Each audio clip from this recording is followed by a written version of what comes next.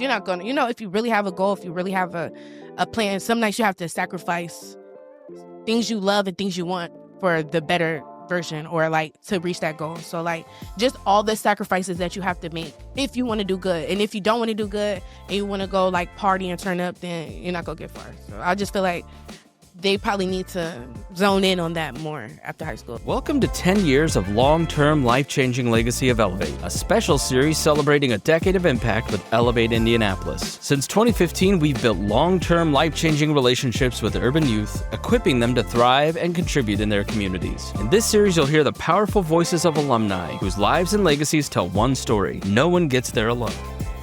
Hey, today, welcome to Elevate Indianapolis, our first series of podcasts here for featuring our alumni. We're in our 10th year anniversary. Long-term life-changing legacies is our theme this year.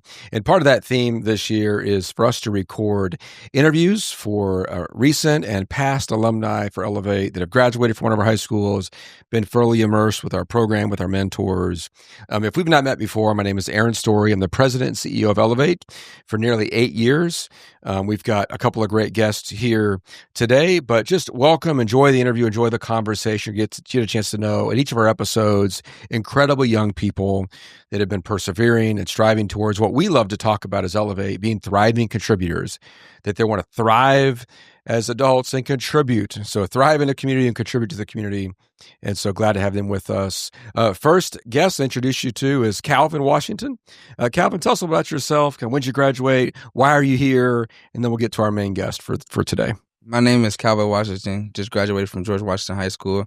And I am here because Mr. Aaron texted me while I was in groups. So, like, I would do anything for Elevate, just like they'd do anything for me. So, just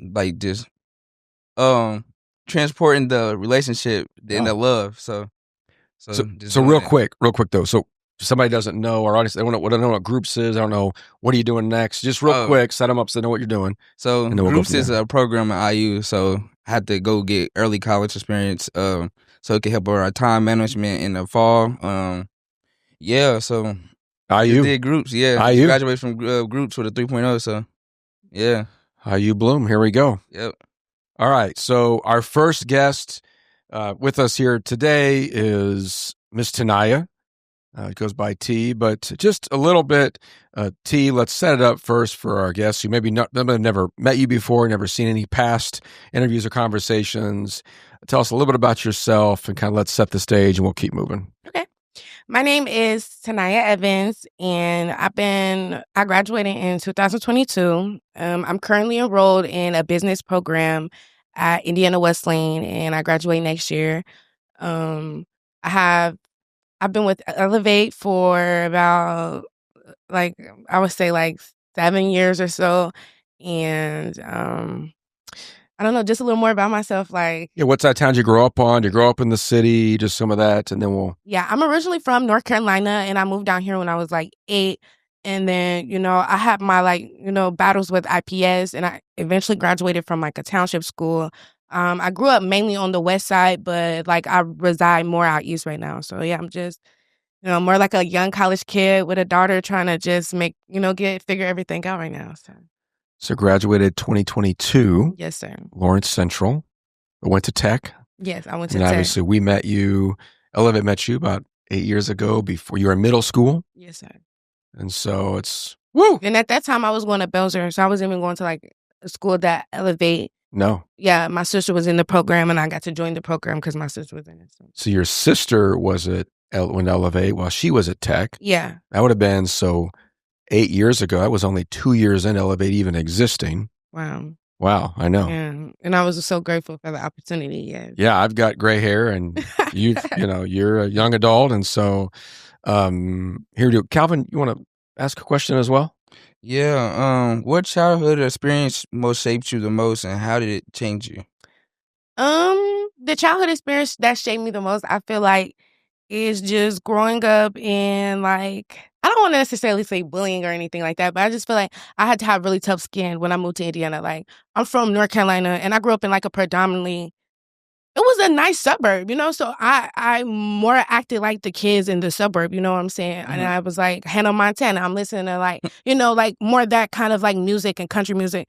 and wear my natural hair. And when I get down here, they were literally like making fun of me for some of those things, like wearing my natural hair or like just the way I talk and stuff like that. And they were like, "Oh, you talk like so proper," or like a white girl. That's what they would say. And I feel like I had to just overcome that for at a young age, like many grades. I had to like struggle with how I perceive myself and how I like feel about myself. And I feel like that's one of the biggest things I had to overcome. And so, T, remind me. So that's you're going back in your childhood. So when I mean, but let's go back. So how long ago was that when you moved here from North Carolina? When I was like 3rd grade, 8th grade, and I mean that was a big part of it though. Yeah. So from like probably like 3rd grade to like probably like 3rd grade to about 8 years old. I'm not 8 years old. It's probably about 3rd grade to 8th grade is when I dealt with the whole, you know, like the bullying and stuff like that. Like, or that's one of the main things I had to overcome is just like, you know, my like knowing that I'm smart, knowing that I'm like I can be young and successful no matter my circumstances. That's one of the things I had to overcome. So moved here as a kid to Indianapolis. Yes. 3rd, 4th grade. So was it 8, 9, 10 years old, somewhere in there? Okay.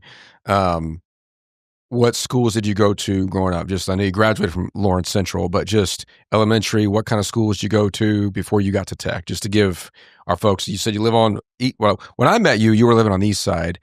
Right. Just maybe for a short period of time, but then you were on the west side. But what schools were you going to growing up? I moved around kind of a lot. I went to School 42. I went to School 14. Okay. I went to a Scouts Test. You know, a Scouts Test in Lawrence. I went to, I think that was really it. It was like a couple IPS schools growing up, and then I eventually switched to Lawrence, and then Belzer?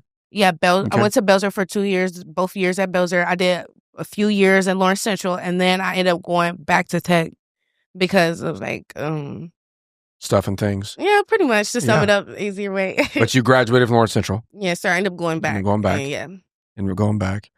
Okay, so you've seen east side, west side, different schools, every side, lived experience. Yes. Coming in just as a country girl, you know, country music. I feel like that's how people see me. Like Hannah Montana. Because I'm from North Carolina, and that's what I was listening to. Hannah Montana. I'm listening to Carrie Underwood and stuff like that because that's what they listen to down there. And so, like, if I'm like acting and dressing like Carrie Underwood, and they're like, "Girl, you like Carrie Underwood," and it just like I just really had to overcome some stuff. That's basically what I'm like. You know, the most simple way to say it is like I had to like overcome a lot of stuff. Like, you know, I had to adjust. It was a big adjustment. For real, I moved around a little bit, different schools, and so getting used to not being a country girl. And basically. My goodness. So you talked about this. Your sister already introduced you to Elevate. Yes. So she was your older sister. You met Elevate when the day that I met you, because I was at the same, this was before I came to Elevate, even 8 years ago. Right. And so June 2017, so you were there with the older sister at the summer camp. I was in it before that. So you come before. That's how I got to go to the summer camp, because we was doing, during that summer, we were doing a lot of things. Like they took us to like a ranch to go horseback riding and stuff. They took us canoeing and stuff like that. And so I was a part of like some small activities. And so then eventually led me to go with them out of town and stuff. Yeah.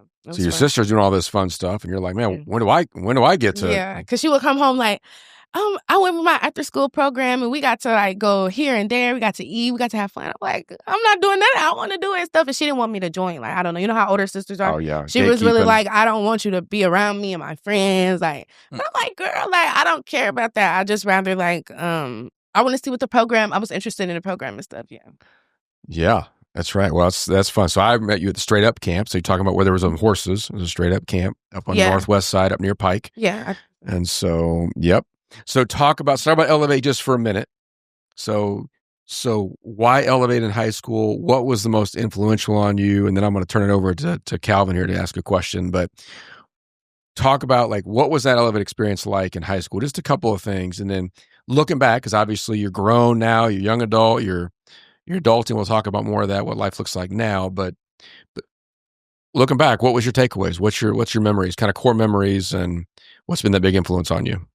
Okay, so I'm gonna answer the first part where you said elevating high school, like just reflect on it. I just feel like they helped me during some times, like my high school year, like during my sophomore year, COVID had just kind of like started, so it just knocked away a lot of stuff, and I I had like no motivation. I was just in like kind of a dark state. I had lost my brother. When somebody who was close to me like had passed away, and I never really I feel like I never got the right help. Like now I'm fine and stuff, but like, you know, at that time I've never really dealt with like grief or anything. So it was just a path. I just felt like I went down a path of like, instead of being able to like control my emotions or express them properly, I was more like kind of just giving up on everything. So I even gave up on school at that point, and I feel like that's when my Elevate teachers like really stepped in and stuff, and like really kind of like helped me like you know, like lock in. So I went in. Even Mr. Story came to my house to talk to my mom about like Sure did. like, what's up? Like, what are you doing? You can't drop out. You're so close. Like, so don't give up because you're so close. We all support you. We all still here for you.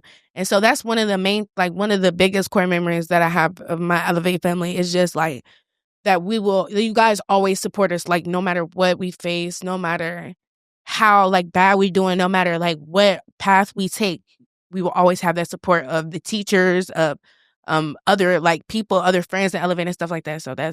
So name a couple of those folks who were outside of obviously our relationship and our time together, but who were some of those teacher mentors, whether it be middle school and then high school, because you had some real ones. Yes, for sure. Who looking back, who were those people that were just, they were everything? So if they come on and listen, whether they're with us still or not, they can like, you know, feel some love. My first teacher is Ms. Garza. Ms. Garza is so energetic. I feel like we're almost similar because we have all this energy and stuff. But she's so much more energetic than me. And she just always helped me. Like, she's the reason I eat Mexican food. She's the reason I drink coffee. Like, she was like, girl, try this. You're going to love it. I'm like, I don't eat that. She like, try it. You're going to love it. I promise. And it ended up, you know, she pushed me out of my comfort zone to the point where now, you know, I love Mexican food. I would eat it once a week at least. And then I drink coffee. Yeah, I love Mexican food now. I would drink coffee all the time, literally because of her, like, you know, because her influence and stuff. The other teacher, Miss Banks, you know Miss Banks. That was I told you, at first we didn't get along because, you know, she wanted the best for me. So hold on a second. I love this because I know Miss Banks real well. She's a friend too. But like, why, looking back now as a young adult, why don't you think you got along? You're this teenage girl at Tech. Why would you have not got along? I'm just saying, like, I feel like Miss Banks, she wanted the best for us. And I feel like I'm the type of person who likes to have my way. And Miss Banks she's really professional. So it was like, we can have fun, but at the same time, I have a job to do. So it was like that confusion. It was like, but I thought we were cool. And she was like, we are cool, but at the end of the day, I still have a job to do. I have to do my job. And so at that time, I didn't understand it like that. You know, I'm just thinking, oh my gosh, like, girl, okay, you come in out of my nowhere. Business, you're pressing like, me. I don't even know you. Like, you just came, now you're trying to run stuff. But like, now I understand. I really understood. Like, as I got to know her, I understood that she only wanted the best for us. Even now, she only wants the best for me. Even now, she still treat me like that. She still, you know, get on me and be like, girl, what's up? What you doing? So, but yeah, like, I feel like that's what we need, though. We need that tough love because I wouldn't say I never had tough love, but I've always been the type to get my way. And so the fact that Miss Banks like kind of like was like, no, you're not going to always have your way. And she would tell me no. I'm like, you know, so it kind of like made me like more like, it's like snap into reality kind of, you know, she kind of made me snap into reality. Like in the real world, you're not going to always have your way. So that's one thing I can say. I remember your sophomore year. I remember Miss Garza. And Miss Banks was probably around there too. But I remember I have this picture still that I've saved from all these years, whatever. It was when they helped you do signs to run for class president at Tech. Yeah. And I remember the mentoring moment, whatever it is, wherever you guys were at, I don't know. But because the sign was that, don't be hesitant, vote Tania for president. Yes. Miss Banks helped me create that sign. I'm not Miss Banks. Sorry. Miss Garza. Yes. Yeah. It was one year I was running for class president just because, like, I don't know. I don't even know what made me run. I kind of ran just to run. Like, I was just like, you know what? They're not going to vote for me. Let's just do it. And so Miss Garza helped me get all this stuff together, all these posters, markers, candy to pass out. We went after school. Buying votes with candy. And a whole bunch of us, a group of girls, there's probably like 5 of us or something. We went after school. We made the posters and stuff. And I ended up winning. I did end up winning. I'm like, how did I win? Like, this is crazy. But Miss Garza, she was always coming through for like, we would call her for a school project and we'd be like, hey, can you go grab this and that? We need poster boards. We need this, like, for anything. Like, she was like our second mom. Like, Miss Garza was the best. Like, honestly. So, yeah, that's and true. Miss Banks too. That's Miss my girl. Banks. Miss Banks, your girls. And Mr. Myers, all the Elevate teachers. Mr. Johnson, like he been around for a while, and he's like really like he's on top of everything. So I really like that about Mr. Johnson. And Mr. Myers, like I've known him probably as long as I've known Miss Banks and Miss Garza and stuff. And he was almost like a big brother figure to us as well. So yeah, got some pretty good teachers. That's good ones. Yes. That's good ones. Yes, sir. So Calvin, let's jump into the last section. All right. So what's that last section? Let's get into, so obviously our guests have got a sense of like Elevate is a core part of your kind of lived experience growing up, but let's transition a little bit, kind of where you're at now. What do you think about things? You want to ask that first question, Calvin? Yeah. What's something that you struggle with after high school that people usually don't see, and how have it kept you moving towards your goals?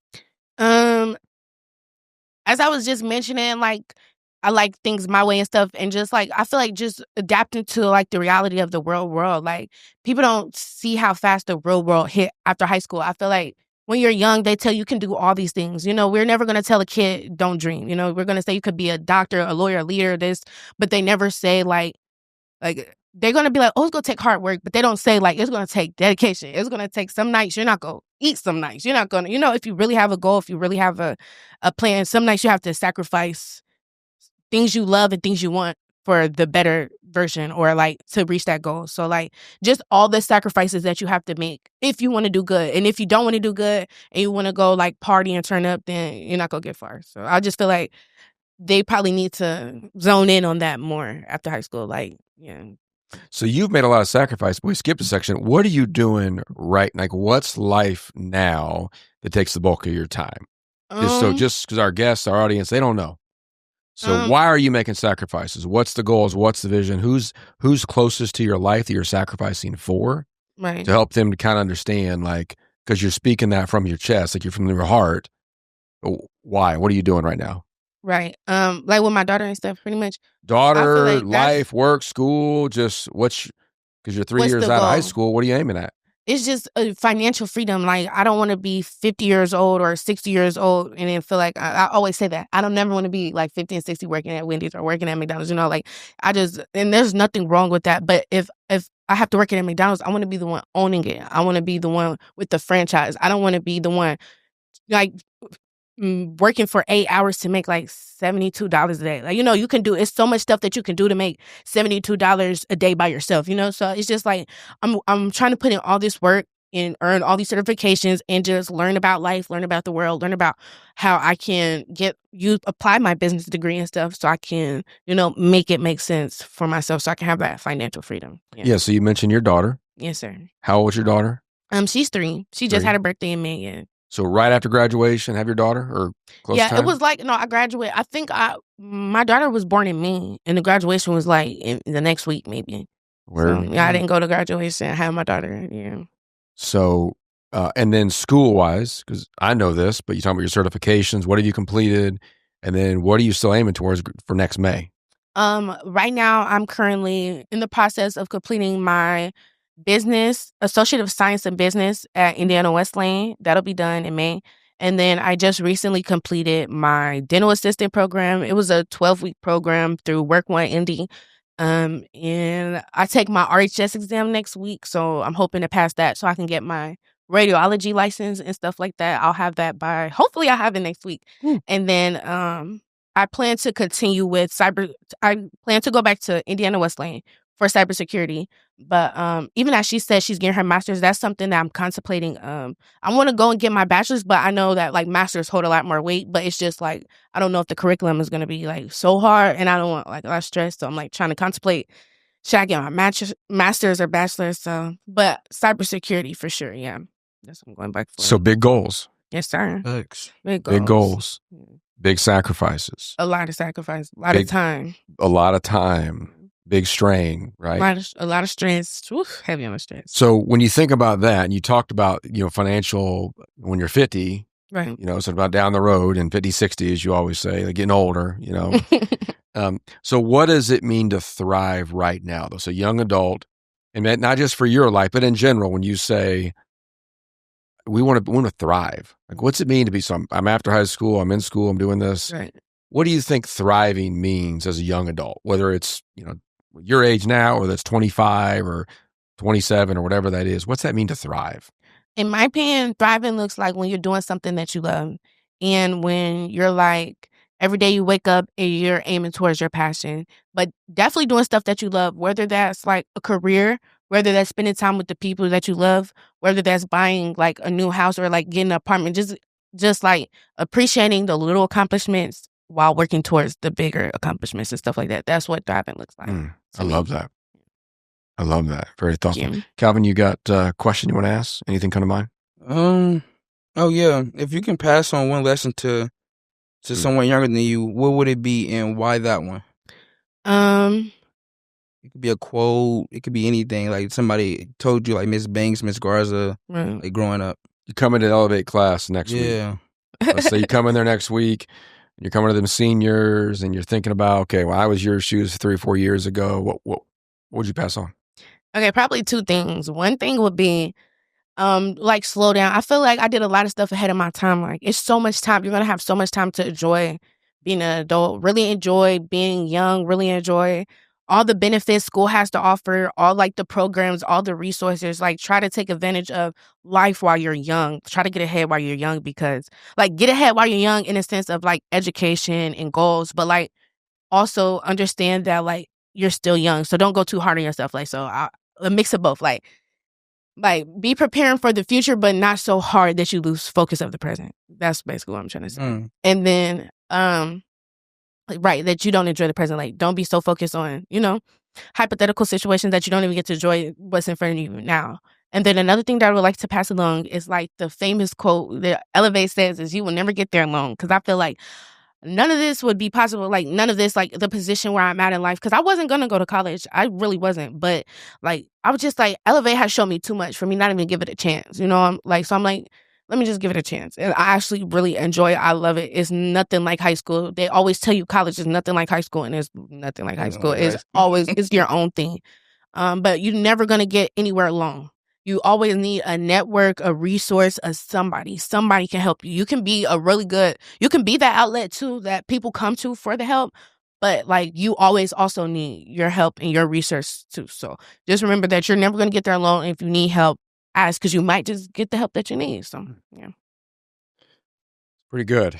Yeah. So pretty good. Now, all of our guests and all of our listeners know what I've known for 8 years. And I remember this. I remember the day that we met, and you're coming to your 8th grade year, and we was at that little camp, and I remember you was fast. You were the fastest thing. We were on the same team for this little outside thing we were doing. I used to run track. You ran track. And I remember telling you, it was like, you got to keep running. You were the fastest thing, whatever.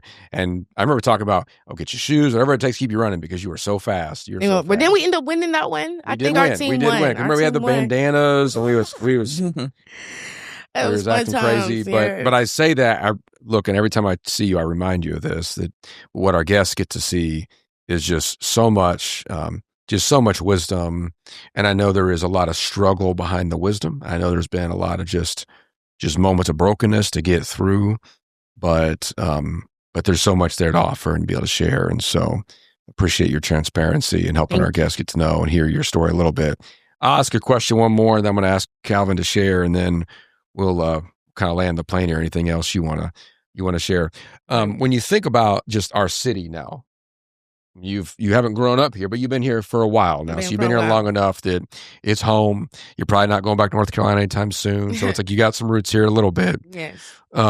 What concerns do you have about Indianapolis that are causing barriers for this generation, young people, whether it be teenagers, middle school, high school, or just young adults like yourself to thrive? Like, look around the city, and the city you're living in and I'm living in, but you're living in different shoes as a young person, trying to figure out how to be that thriving, control, successful, that happy life you talk about. What's getting in the way? What are some serious barriers that you see that you're concerned about? We have people listening to this, that people are influenced. It might be elected officials, be business leaders. What should they hear from your perspective that your voice is elevated for this moment? One thing our parents said was like, it's the phones. Like, so I would definitely blame the phones, but it's more like it's the social media. And like for our Indianapolis, our city specifically, I feel like it's really like just a lack of the kids caring, a lack of empathy. You know what I'm saying? I feel like these kids are so desensitized nowadays to just everything. Like if they hear like a gunshot, if they hear anything, like they're not gonna like immediately run even. You know, they're gonna pull out their phone, record, go look where it come from and go see what's going on. If somebody's fighting, they're not gonna break it up. They're instantly gonna record. You know, they're just so desensitized to hate and violence and crime. And I just feel like if kids learn more empathy and like, because it's really violence, I feel like, is one of the main things, but that's everywhere. So that's something that's just like deeply rooted in our city, but that's everywhere. Like violence is everywhere. I just feel like it's the more lack of empathy for like teachers and stuff like that. Kids just don't care about anybody but themselves nowadays. And I just feel like if we get kids to understand that their actions have serious consequences, like what you say to somebody else can really affect them mentally and cause them to, you know, hurt themselves, or it can escalate. It can, but they understand this, but I just feel like maybe it should be mandatory to take like maybe like a course, or maybe like in health class add a video or something like that, where it just really explains like the severity of like cyberbullying and physical bullying, online bullying, Instagram, TikTok bullying, any of that, and actual physical violence. And then on top of that, they need ways that they can like have an outlet. Nowadays, kids don't have too many outlets. Like it's nowhere that kids can just go and hang out and just really be kids. Like, you know, like an actual cool spot in the city where kids can be kids. Because then if it does, then, you know, something goes down, something happens. So I just think that, you know, teaching the kids to have a little more empathy and a little more understanding about like what their actions can do, even as a child, you know, just because you're a child, you don't get a pass, like, you know. So I feel like that should be like a little more implemented in some way. That's good, T. That's good, T. Calvin, you land with the last question. So what's the last question you want to ask? And let's start to wrap up. She's a lot of wisdom, obviously, as I expected. But what do you think? What's that last question you want to ask?